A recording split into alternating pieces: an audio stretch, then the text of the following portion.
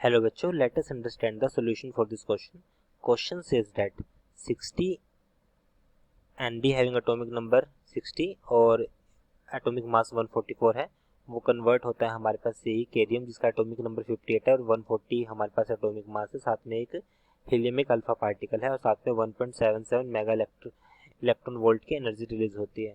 सो हमारे पास एक nuclear reaction दी गई है। अगर पेरेंट्स न्यूक्लियस अगर रेस्ट पर होगा तो मुझे बताना है कि जो वेलोसिटी होगी अल्फा पार्टिकल की वो क्या होगी। सो मुझे यहाँ पे वेलोसिटी फाइंड आउट करनी है, अल्फा पार्टिकल की जो वेलोसिटी होगी वो क्या होगी।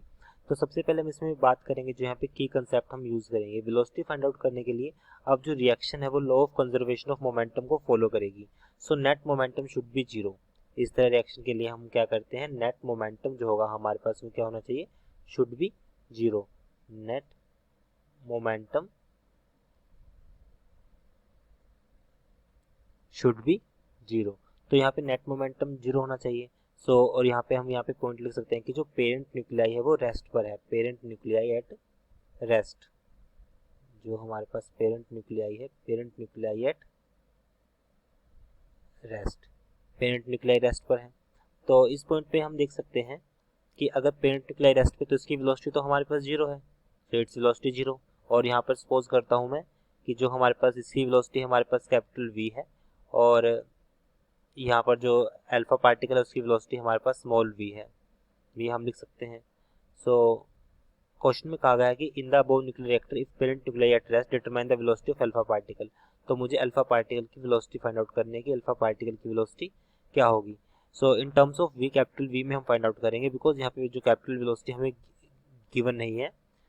अब हम यहाँ पे लॉ ऑफ मोमेंटम को अप्लाई करते हैं। तो यहाँ पे फर्स्ट जो वेलोसिटी है हमारे पास कैपिटल वी, सपोज ये हमारे पास वी डैशिंग स्मॉल वी है। वी मल्टीप्लाई विद जिसका मास है, एटॉमिक मास हमारे पास है 144, ये पेरेंट न्यूक्लियाई है, इक्वल हो जाएगा हमारे पास नेट मोमेंटम के लिए। ये वैल्यू तो जीरो है तो ये तो जीरो हो जाएगा स्टार्टिंग में इनिशियल मोमेंटम जिसको हम बोलेंगे पी आई।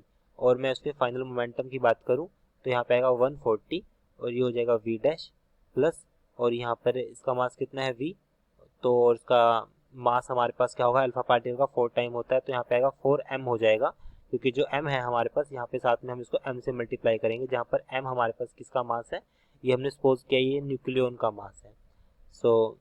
यहाँ पर हम कह सकते हैं it is the mass of nucleon. इस इक्वेशन से हम दोनों इक्वेशन को देखते हैं और वैल्यू को इक्वेट करते हैं। इनिशियल मोमेंटम जो होगा हमारे पास वो फाइनल मोमेंटम के इक्वल है। वैल्यू आएगी 140 v।